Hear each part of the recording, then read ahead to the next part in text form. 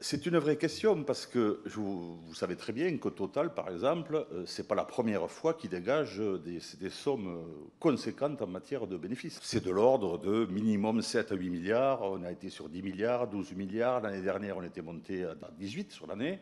Et là, on va arriver effectivement, probablement, si on reste sur le cours actuel, on risque de monter à 30, voire 40 milliards.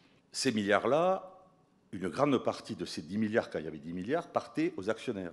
Donc là, on peut se poser la question déjà de savoir, est-ce que Pouyanné, Patrick Pouyanné, le PDG de Total, ne va pas proposer l'année prochaine une augmentation du dividende.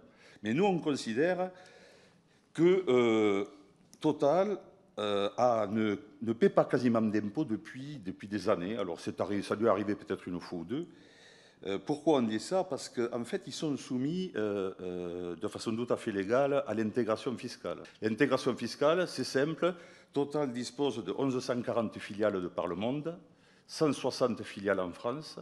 Ces filiales sont donc soumises à l'impôt sur les revenus français. Dans ces 160 filiales, il y a la maison mère Total Énergie SA, enfin SE aujourd'hui, Société européenne.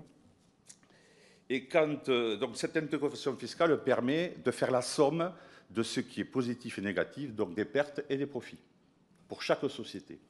Or, la maison mère Total Énergie SE a un déficit de plusieurs milliards.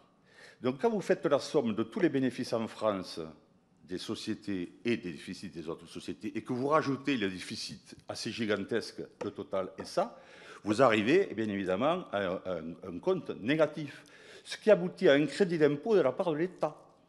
C'est-à-dire que c'est l'État français qui doit de l'argent à Total. Et quand vous regardez les comptes plus en détail, vous apercevrez qu'ils disposent donc ainsi d'un crédit reportable soit sur plusieurs années, soit ad aeternam.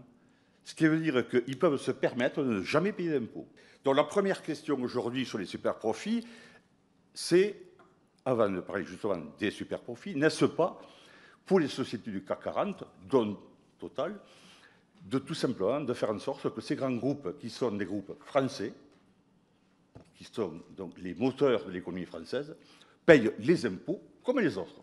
Et la deuxième chose que nous souhaitons sur Total, c'est simple. Total, la France a besoin de Total. C'est un pourvoyeur d'énergie pour la nation. À ce titre-là, elle a un rôle moteur et elle a un rôle, je dirais, presque public. Et à ce titre-là, nous, on demande effectivement la renationalisation de Total en tant que CGT. Mais attention, pas une nationalisation comme ça où l'État prend les participations et puis laisse faire les dirigeants à faire n'importe quoi. Non, avec un contrôle derrière des citoyens, un contrôle des salariés pour que l'argent qui soit gagné, parce qu'il y a de l'argent, soit réinvesti de façon utile sur le territoire national.